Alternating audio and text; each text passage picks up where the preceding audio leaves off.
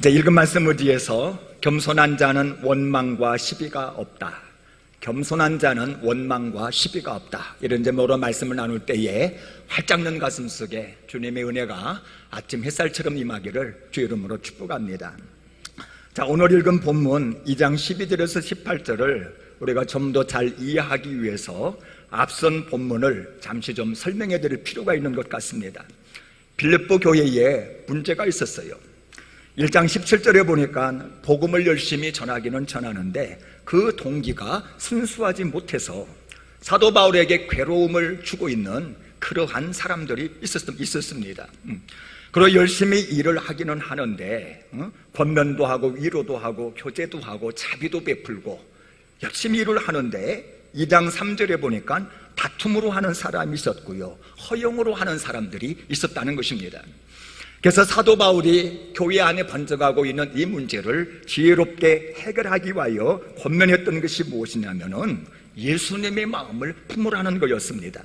2장 5절이 아주 중요한 핵심 구절이죠. 우리 5절을 같이 다시 한번 읽어봅니다. 2장 5절 말씀 시작. 너희 안에 이 마음을 품으라, 곧 그리스도의 예수의 마음이니, 그랬습니다.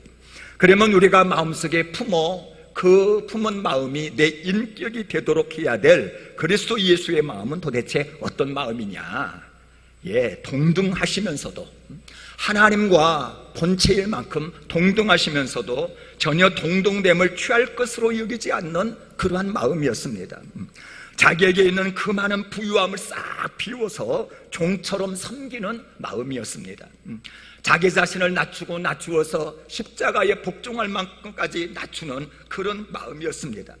이런 마음을 한 단어로 표현한다면 겸손이라 그랬습니다. 그래서 예수님이 겸손한 마음으로 사역을 했더니 하나님은 그 겸손하신 예수님, 낮추시고 나누어 주시고 섬기시는 그 예수님을 높여서 가장 높였다. 그래서 모든 이름 위에 뛰어난 이름을 주셨다 그랬습니다. 하늘에 있는 자들이나 땅 아래에 있는 자들이나 땅 밑에 있는 자들이나 다 예수님의 이름 앞에 무릎 꿇도록 하셨다라는 것입니다. 여러분, 어제나 오늘이나 우리 하나님은 동일하신 분입니다. 하나님은 교만한 자를 대적하십니다. 우리가 뭔가 잘난 양, 뭔가 좀 대접을 받을 양, 우리가 자신을 내세우지만 그 순간 하나님은 우리를 낮추실 계획을 하신다는 거예요. 반면에 겸손한 자, 자기 자신을 낮추는 자, 섬기는 자, 이런 사람에게는 은혜 위에 은혜를 더하신다는 것입니다. 따라서 여러분, 이 사실을 마음속에 깊이 깨달으시고 예수님의 겸손한 마음이 내 인품이 되기까지 마음속에 품으시기를 주 이름으로 축복합니다. 이어지는 오늘의 본문 11절에서 18절의 주제는 무엇이냐? 이제 우리가 예수님의 겸손한 마음이 무엇인지를 알았단 말이죠. 그 겸손한 마음을 내 신앙의 인격이 되도록 품었다는 것입니다. 그렇다면 이제 겸손한 사람들이 맺어야 될 열매가 뭐냐 이 말이에요. 오늘 읽은 본문을 보면은 겸손한 사람들이 맺어야 될 열매를 세 가지로 설명하고 있음을 알 수 있습니다. 구체적인 것이 뭔고 하니 12절에 보니까 두려움과 떨림으로 날마다 구원을 이루어가는 삶. 여기서 말하는 구원은 거듭나서 우리가 하나님의 자녀가 되는 구원을 말하는 것이 아니고 우리의 잘못됨과 부족함과 연약함을 날마다 우리 하나님 앞에 내어놓고 성화를 이루어가는 것, 이것을 여기에서 구원이라 그랬습니다. 그래서 겸손한 사람은 자기 자신을 살피면서 날마다 성화를 이루게 되는 열매를 맺으며 14절에 보니까 이제 모든 일에 원망과 시비가 없이 그렇게 일을 하며, 그 다음에 17절에 보니까 재물의식을 가지고 기쁨으로 순종하는 이런 열매를 맺더라는 것입니다. 여기에서 기쁨도 나오고 여기에서 하나됨도 나오며 여기에서 교회다운 교회를 만드는 능력도 나오더라 이 말입니다. 그래서 우리는 지난 시간에 12절을 중심으로 해서 우리가 맺어야 될 겸손의 열매 세 가지 중에 구원의 열매에 대해서 쭉 살펴보았습니다. 이제 오늘은 읽은 말씀 14절에서 16절을 중심으로 왜 모든 일에 우리가 원망과 시비가 없이 하여야 되는지를 살펴보려고 합니다. 자, 오늘 말씀의 은혜를 받으시고 모든 일에 원망과 시비가 없음으로 말미암아 우리의 신앙생활이 하늘의 상급이 되어지고 오늘의 기쁨이 되어지는 놀라운 역사가 있기를 주의 이름으로 축복합니다. 우리가 더불어서 크고 작은 공동체 생활을 해나가면서 그토록 원하고 기대하고 바라는 것은 사실 사랑함과 그 가운데서 행복함과 따뜻함을 누리고자 하는 것 아닙니까? 노랫말만 보아도 사랑이 얼마나 많은지, 연일 방영되어지는 TV 연속곡의 주제도 보면은 사랑이 얼마나 많은 줄 모릅니다. 지난주 월요일 날 모처럼 아내와 함께 봉오동 전투가 재밌다고 그래서 같이 가서 보았습니다. 근데 역시나 그 봉오동 전투의 밑바탕이 흐르고 있는 것은 사랑이었습니다. 나라를 사랑하는 마음, 전우를 사랑하는 마음이 그 면면이 진하게 깔려있는 것을 볼 수 있었습니다. 극중에서 황해철 역을 맡은 유해진 씨가 일어나서 모여있는 전우들을 향하여 이런 말을 합니다. 독립군수는 셀 수가 없어. 왠지 알아? 어제 농사짓던 인물이 내일 독립군이 될 수 있다, 이 말이야. 야, 이 말 한마디가 얼마나 가슴에 확 닿는지 모릅니다. 마적도 독립군이 될 수 있고요, 농부도 광대도 다 독립군이 될 수가 있더란 말이죠. 여러분, 이들이 농사짓다가 광대를 하다가 이들이 광부로 있다가 왜 그 어려운 독립군이 되냐, 이 말이에요. 여러분, 그 마음 이면에는 나라 사랑하는 마음이 있었기 때문이라는 겁니다. 사랑하는 내족이 빼앗겨서 저 일본에 강점당하여 짓밟히는 이런 것을 보고 이 사랑하는 마음이 응어리가 되어지고 사랑하는 마음이 분노가 되어져서 도무지 참을 수가 없었기 때문에 이들은 나서서 독립투사가 되었다는 것입니다. 자원하게는 저와 여러분들 속에도, 여러분들이 속해 있는 가정과 직장과 교회 속에도 사랑이 가득 넘쳐나는 은혜가 있기를 주의 이름으로 축복합니다. 그런데 문제는요, 더욱더 성장하고 더욱더 참으로 발전되어야 될 이 사랑이 서서히 무너질 수가 있다는 거예요. 사랑이 점점점 식어져서 싸늘해질 수 있는 단초가 있다고 하는 것입니다. 여러분, 그것이 뭐냐? 바로 공동체 상호 간에 원망하고 시비하는 일이 발생할 때, 이때의 사랑이 식어지고 공동체는 와해될 수도 있다고 하는 것입니다. 그래서 14절은 우리에게 이렇게 명령을 합니다. 우리 14절 중심 구절입니다. 마음에 새기면서 같이 한번 읽겠습니다. 시작. 모든 일을 원망과 시비가 없이 하라. 모든 일을 원망과 시비가 없이 하라. 예, 우리는 열심히 일을 해야만 합니다. 가정에서도 직장에서도 교회에서도 주신 은사와 환경과 능력을 따라 다양하고 풍성하게 열심히 일을 해야만 합니다. 그런데 일하는 것에 앞서서 우리가 알아야 될 중요한 일은 뭐냐면은 원망과 시비가 없이 그렇게 일을 해야 된다고 하는 것입니다. 여러분, 여기서 말하는 원망은요, 하나님을 향하여 투덜거리고 수군거리고 불평하는 것을 말합니다. 그러면 왜 우리가 하나님을 향하여 원망을 하느냐? 그것은 간단해요. 하나님을 불신하기 때문에 그렇습니다. 우리가 하나님을 믿지 못하기에 투덜거리고 수군거리고 불평하는 일이 일어난다는 거예요. 여기서 말하는 시비라고 하는 것은 원망의 수반되어 나타내는 논쟁과 의심, 더 나아가서 다투는 것을 말합니다. 그래서 원망이 하나님을 향한 것이라면은 시비는 사람을 향한 것입니다. 여러분, 한번 더불어 살아가는 공동체를 잠시 한번 살펴보시기를 바랍니다. 그러면 쉽지 않게 매사에 시비를 거는 사람을 우리는 찾을 수가 있습니다. 민족 대표 33인 중에 한 명이자 송실학교를 설립했던 길선주 목사님, 이 나라의 부흥운동에 엄청나게 이바지했던 길선주 목사님이 글을 보다 보니까 이런 말이 있어요. 성경만 가르치면 완고하다 하고 예화를 많이 들면 만담 같다 한다. 신학적으로 설교하면 신령하지 못하다 하고 일상으로 설교하면 무식하다 말한다. 인자하면은 묵을 호인이라 하고 엄격하면은 압제자라 한다. 일을 잘하면은 수단꾼이라 하고 교제에 둔하면 멍텅구리라 한다. 큰 소리로 설교하면 점잖지 못하다 하고 나지막하게 설교하면 자장가를 부른다고 한다. 의논이 없으면 독재자라 하고 의논이 많으면 무능하다 한다. 냉철하게 처리하면 사랑이 없다 하고 좋게 하면은 물에 술 탄 듯 술에 물 탄 듯 한다. 여러분, 그래서요, 신앙생활에 있어서 가장 큰 문제는 뭐냐면은 믿지 못하는 것입니다. 여러분, 하나님을 향하여 믿음이 없으면은 원망이 생깁니다. 그리고 원망이 생기면은요, 곧바로 이어서 시기와 다툼이 생긴다고 하는 것입니다. 다시 말해서 사람 사이에 일어나고 있는 수많은 시비의 뿌리를 찾아보니까 그것은 하나님을 향한 원망이더라 이 말이죠. 그런데 하나님을 향한 원망의 뿌리를 찾아보니까 그것은 바로 하나님을 불신하기 때문에 일어나는 현상들이더라 이 말이죠. 여러분, 원망과 시비가 무척이나 넘쳐났던 광야의 이스라엘 백성들을 가만히 한번 생각해 보시기를 바랍니다. 저들 사이에 믿음이 깨어지니까 하나님 지금도 우리를 지키시고 보호하시고 저 가나안 땅으로 참으로 성실하게 인도하고 있다고 하는 이 믿음이 깨어지니까 대부분의 하나님을 향하여 원망을 합니다. 아니, 왜 우리를 갖다가 이 애굽에서 이 가나안 땅으로 데리고 왔느냐 말이에요. 그러면서 모세를 찾아가서 시비하기를 시작하더라 이 말이지.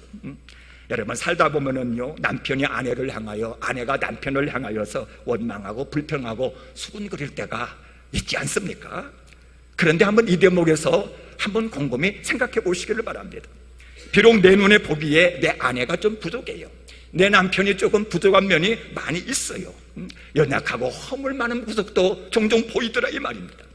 여러분, 그럼에도 불구하고 이 사람이야말로 하나님이 짝지어주신 내 남편이고 하나님이 내게 짝지어주신 내 아내라고 하는 것, 하나님이 그럼에도 불구하고 최선으로 수많은 여인 중에 남자 중에 내 배필로 주셨다고 하는 확실한 믿음이 있으면은 원망은 생기지 않는다 이 말이에요. 하나님이 내 손에 최선으로 배필이다 생각하면은 그래, 하나님께서 뭔가 뜻이 있는 거야. 둘이 연합해서 뭔가 하나님이 영광 받으시려고 이 배필을 내게 허락하여 주었어. 그래서 원망은 참고 불평을 참으면서 뭔가를 참으로 서로를 향한 기대를 우리는 싹 틔울 수가 있다는 겁니다. 여러분, 주의 일도 마찬가지입니다.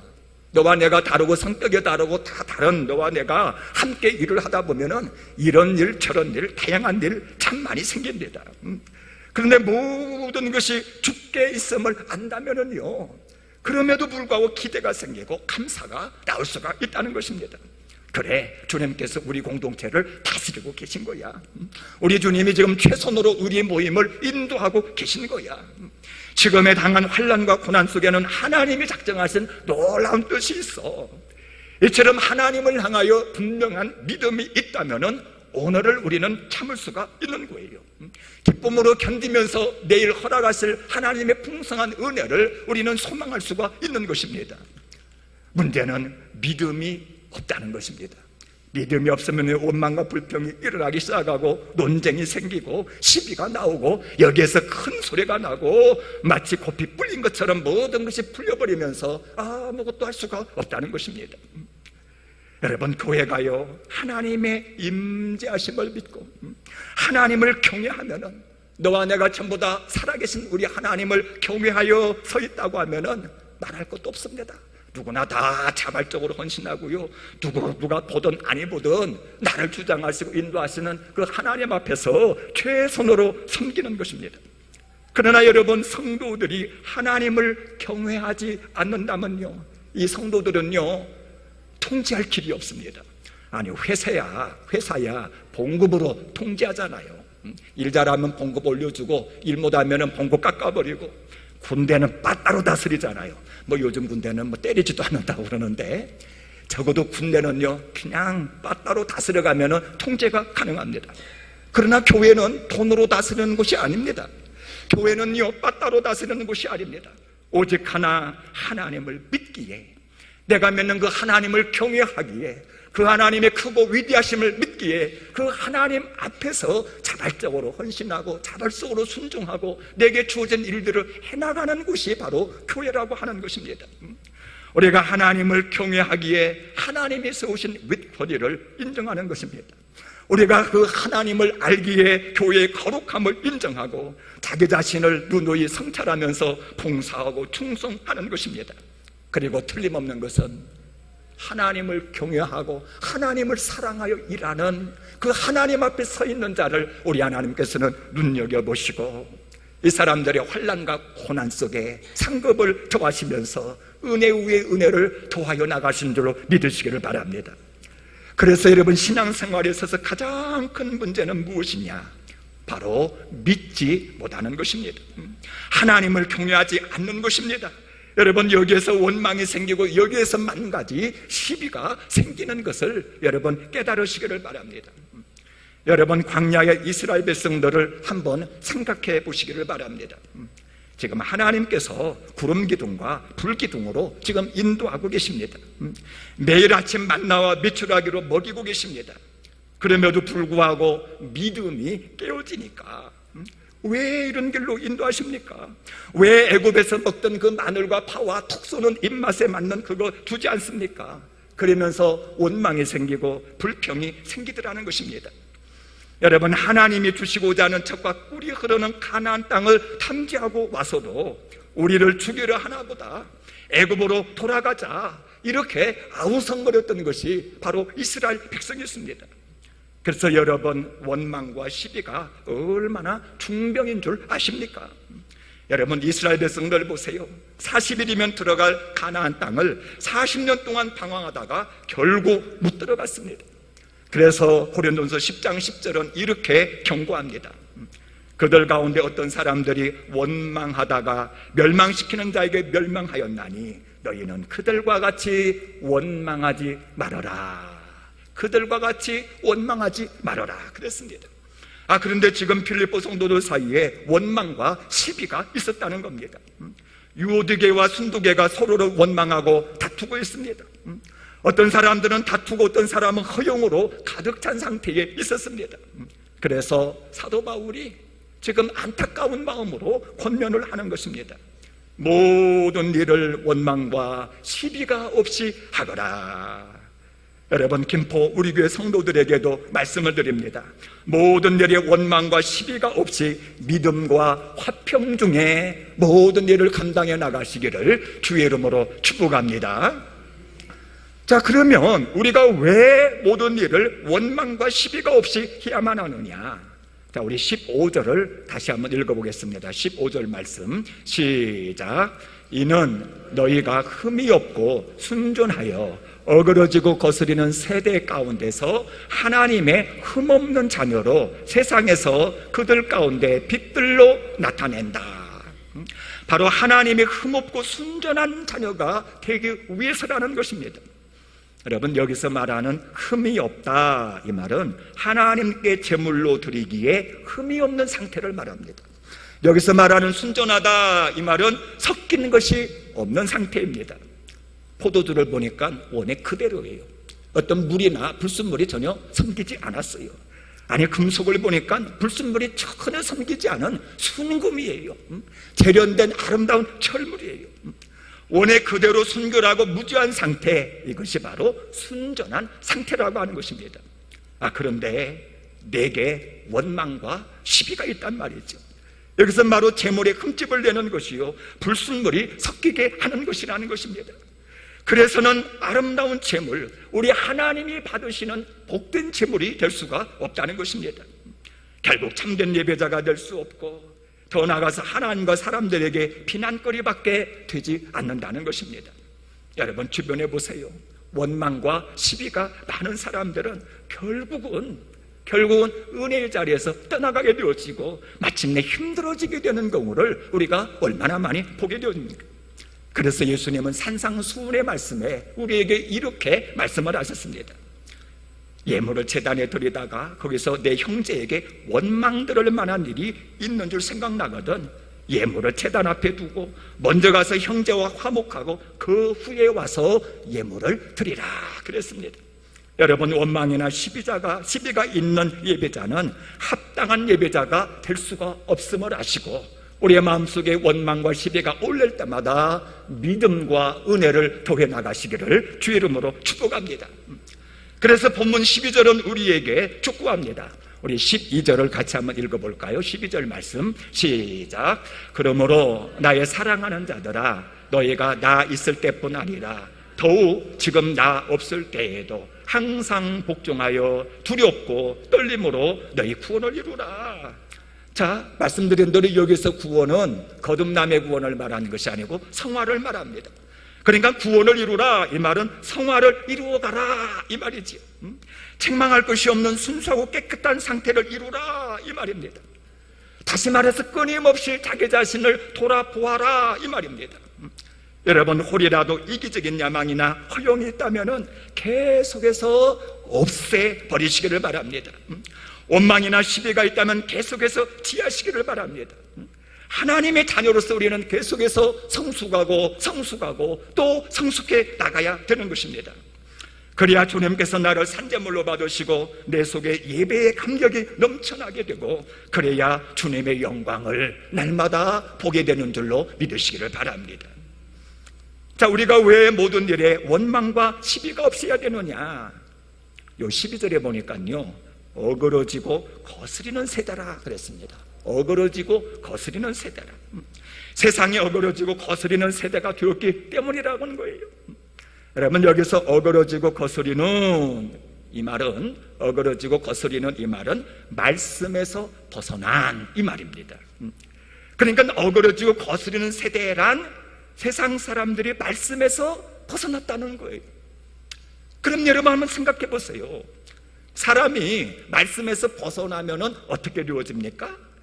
예, 곧바로 기준이 없어져 버려요. 말씀에서 벗어나 버리면요, 가정의 기준이 없어져 버립니다. 대인관계 기준도 없어지고요, 상거래의 기준도 없어지는 것입니다. 그러다 보니까 여러 방향으로 구부러지고 뒤틀린 세상이 되고 말더라는 것입니다. 음란하게 되어지고 피역하게 되어지고요, 무질서하게 되어지고 여기저기에서 우상 숭배하는 일이 많아지더라는 겁니다. 여러분, 오늘날 우리가 살고 있는 우리 주변을 한번 돌아보시기를 바랍니다. 여러분, 말씀에서 벗어나 구부러지고 뒤틀린 징조들이 얼마나 많습니까? 아니, 세상에 동성끼리 결혼을 한대요. 말씀에서 떠나니까, 뒤틀어지니까. 아니, 부모가 어린 자식을 죽이는 일이 생기고요, 자식이 노 부모를 죽이는 안타까운 일이 생깁니다. 아니, 엊그저께 뉴스를 보니까 난폭 운전을 항의했다고, 아니 그냥 그 자리에서 내려가지고 달려오더니 막 물병으로 때리고, 아니 그것도 막 부모와 아내와 또한 자식들이 보는 앞에서 폭행을 하더라 이 말이죠. 아니, 어떻게 저런 일이 있을 수가 있을까? 탄식이 절로 나더라 이 말입니다. 자, 그런데 여러분, 이러한 세대 가운데서 성도들은 어떠해야 되느냐? 여러분, 세상이 그러하니 나도 그런다 그래야 되겠습니까? 아니거든요. 비록 세상은 이렇게 타락했을지라도 흠없고 순전한 삶을 살아야 된다고 하는 것입니다. 왜 그러냐? 15절 하반은 말합니다.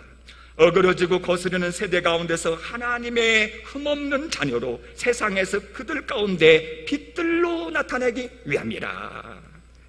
여러분, 흠없고 순전한 삶이야말로 내가 하나님의 자녀임을 증명하는 길인 거예요. 세상에 빛이 되는 길이기 때문이라는 것입니다. 그래서 예수님께서 일찍이 산상수훈 말씀에서 이렇게 말씀하셨습니다. 너희는 세상의 빛이니라. 산 위에 있는 동네가 숨기지 못할 것이요, 사람이 등불을 켜서 말 아래 두지 아니하고 등경 위에 두나니 이러므로 집안 모든 사람에게 비치느니라 그랬습니다. 여러분, 우리가 바로 세상을 환히 밝혀가는 빛인 것을 여러분 한순간도 잊지 마시기를 바랍니다. 여러분, 세상이 아무리 깜깜해도 중간중간 세상을 밝히는 가로등불이 있으면, 전기불이 있으면 그래도 길 걸을 수 있잖아요. 크고 작은 여러 가지 일도 할 수가 있잖아요. 그런데 깜깜한 밤인데 정말 빛 하나가 없다, 그러면 문제가 되는 거예요. 여러분, 마찬가지입니다. 세상이 뒤틀리고 빛이 꺼이고 깜깜해도 우리가 빛으로 나타내면 된다고 하는 것입니다. 우리가 말씀을 더욱 순종하고 하나님을 더욱더 경외하고 피자 복종하여 모든 일에 원망과 시비가 없이 해나가면 곧바로 우리가 빛이 되어지고 세상을 선도할 수 있는 하나님의 일꾼들이 된다는 것입니다. 여러분, 이것이 바로 우리가 하나님의 자녀임을 증거하는 열매요, 등경 위에서 빛을 발하는 방법이요, 이 사회의 어둠을 몰아내는 방법인 줄로 믿으시기를 바랍니다. 자, 우리가 왜 모든 일을 원망과 시비가 없이 하여야 되느냐? 우리 16절입니다. 우리 16절 같이 한번 읽어봅시다. 시작. 생명의 말씀을 밝혀 나의 다름질이 헛되지 아니하고 수고도 떼지 아니하므로 그리스도의 날에 내가 자랑할 것이 있게 하려 함이라. 내가 했던 모든 일이 헛되지 아니하고 그날의 자랑거리가 되기 위하여서 우리는 생명의 말씀을 먼저 밝혀야 된다 그랬습니다. 여러분, 여기서 밝혀, 이 말은 의견을 발표한다, 주장하다, 굳게 잡는다 이 말이에요. 그러면 생명의 말씀을 밝힌다고 하는 것은 뭐냐면은 말씀으로 의견을 발표한다는 겁니다. 말씀을 주장하고 말씀을 굳게 잡는다는 겁니다. 말씀을 입으로 말하는 것 그 이상의 말씀을 지켜 해나간다는 겁니다. 그래서 우리가 무슨 일을 하든지 우선적으로 해야 될 것이 뭐냐면은 항상 말씀을 밝히는 것입니다. 이를테면 청춘 남녀가 결혼을 한다고 합시다. 그러면 먼저 데이트가 뭔지, 두 사람이 연합하여 한 몸을 이룬다고 하는 것이 무엇인지, 가정이라고 하는 것이 무엇인지 여러분 말씀으로 환하게 밝혀야 되는 줄로 믿으시기를 바랍니다. 말씀에 따라 데이트를 하고 말씀대로 두 사람이 연합하고 말씀 위에다가 가정을 세우면은 이건 헛수가 되지 않는 거예요. 여러분, 우리가 교회에서 봉사를 한다 하십시다. 그러면은 봉사하는 내 몸이 무엇인지, 참으로 섬긴다고 하는 것이 무엇인지, 이 한 시간 주님 앞에서 봉사한다고 하는 이것이 어떠한 의미가 있는지 말씀으로 환히 밝혀야 될 줄로 믿습니다. 여러분, 이처럼 우리가 말씀으로 밝히고 신앙의 삶을 달려가야 우리의 다름질이 결국은 헛되지 않는다 이 말이에요. 여러분, 우리가 죽도록 환난과 고난을 당하면서 열심히 달려갔는데 마지막 날 심판관이 하는 말, 당신이 규정을 어겼어, 약물 복용한 사실이 드러났어, 뭐 이래버리면 모든 것이 다 끝장납니다. 여러분, 메리 존슨이라고 아십니까? 2000년도 시드니 올림픽에서 육상 경기에서 자그마치 5관왕을 차지한 여인입니다. 금메달을 5개나 찼어요. 미국은 물론이고 세상이 그의 기록을 보면서 아주 떠들썩했습니다. 그런데 금지된 약물 복용한 사실이 드러나버리고 말았습니다. 메달 박탈당하고 모든 기록이 삭제되어지고 그 2008년 베이징 올림픽에도 참여하지 못하는 이런 일이 발생했습니다. 여러분, 우리의 신앙 경주도 마찬가지입니다.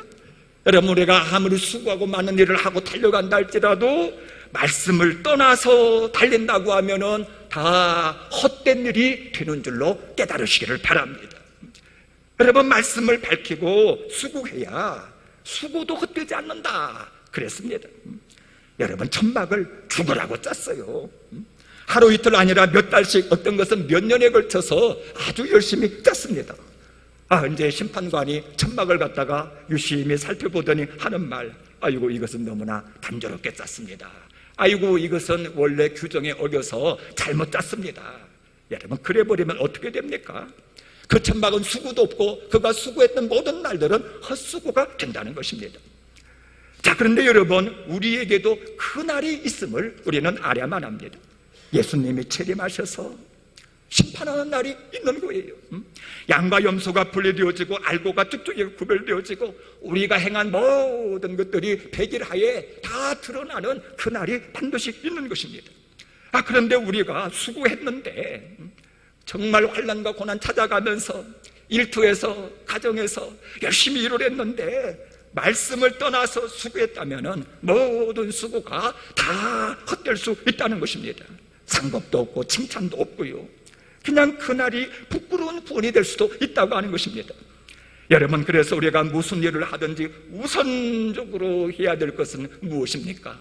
바로 생명의 말씀을 밝히는 일입니다. 여러분, 말씀을 밝혀서 말씀대로 봉사해야 될 것이며, 말씀대로 우리가 섬겨야 될 것이며, 말씀대로 일을 하여야 될 것입니다. 그래서 그 말씀대로 우리가 붙들고 모든 일에 원망과 시비가 없이 할 때에 그날의 칭찬이 있고 그날의 상급이 있는 줄로 믿으시기를 바랍니다. 여러분, 이 대목에서 잠시 한번 우리 예수님을 한번 생각해 보시기를 바랍니다. 여러분, 예수님요, 초자연적인 능력이 얼마나 많았습니까? 오병이어로 1000명 먹였지요. 물로 포도주를 만들었지요. 풍랑이는 저 바다를 갖다가 말씀 한마디로 잔잔케 하셨지요. 그러나 예수님을 가만히 보면은 자기 자신의 일신상의 안위를 위해서는 그 무한한 능력을 한 번도 사용하지를 않았습니다. 여러분 참으로 놀랍지 않습니까? 여러분 예수님 보세요. 눈썹 한 번만 살짝 지켜 떠도요 택지지라는 로마 군병을 완전히 마비시킬 수가 있습니다. 그러나 예수님 그렇게 하지를 않으셨어요. 여러분 놀랍지 않습니까? 여러분 예수님과 가장 가깝다는 제자들이 예수님을 배반하고 다 달아날 때도 예수님은 끝까지 침착함을 잃지를 않으셨습니다. 여러분 놀랍지 않습니까? 그러나 사실 살펴보면요 이 모든 것이 가장 놀라운 사실은 아니었다고 하는 것입니다. 아담 이후에 모든 사람이 지은 그 더럽고 추한 죄를 다 뒤집어 쓰면서도 주님은 자기 자신을 조금도 변호하지를 않았습니다. 여러분 이 사실이 놀랍지 않습니까? 그러나 이것도 가장 놀랄만한 사실은 아니라고 하는 것입니다. 죄가 없는데도 유죄 판결을 받았습니다. 창조주가 피조물에게 모진 고통, 환난, 고난 타당하시고 십자가에서 피 흘려 달려 돌아가셨습니다. 그럼에도 불구하고 예수님은 여전히 침묵을 지켰었다고 하는 이 사실 참으로 놀랍지 않습니까? 그러나 곰곰이 생각해 보면은요 이것이 가장 놀라운 사실은 아니더라 이 말입니다. 그러면 여러분 예수님이 행하신 모든 일 중 가장 놀랍고 가장 값지고 가장 위대한 일이 뭐냐 이 말이에요. 그것은 여러분 이 모든 것이 바로 다름 아닌 저와 여러분들을 위해서 하셨다고 하는 사실이라고 하는 것입니다. 여러분 저와 여러분 한 사람 한 사람 참으로 이 사람 우리를 살리기 위하여 보좌를 버리셨습니다. 저와 여러분들을 살리려고 그 모든 고통 환난 고난 당하셨습니다. 그런데 생각해 보세요. 내가 뭡니까? 예, 더럽고 추한 죄인입니다. 멸망받아 마땅한 그런 죄인입니다. 그런 나를 위하여 멸시를 받으시고 천대를 받으시고 그러한 나를 위하여 불의한 배우를 받으시고 그러한 나를 위하여 십자가에서 모진 고통을 당하셨다고 하는 이 사실, 여러분 이 사실이 놀랍고 이 사실이 귀하고 이 사실이 영광스러운 줄로 믿으시기를 바랍니다. 생각해보면 이것이 웬 은혜냐 이 말이에요. 이것이 웬 사랑이냐 이 말이에요. 그러니 우리가 주를 위하여 일하면서 어찌 원망할 수가 있으며 우리가 주를 위하여서 조금 환난 고난 당한다 하여 어찌 불평할 수 있으며 어찌 우리가 시비할 수가 있겠느냐 이 말입니다. 물론 우리가 주를 위하여 고난받고 불의한 일 당하기도 하고 때로는 애매히 고난당할 때도 많이 있습니다. 그렇지만 우리를 위해서 주님이 당하셨던 십자가의 고난만 하겠느냐 하는 것입니다. 원하기는 십자가의 은혜를 생각하면서 원망과 불평을 다 버리시고 감사와 감격으로 주어진 모든 일을 감당해 나가시기를 주 이름으로 축복합니다.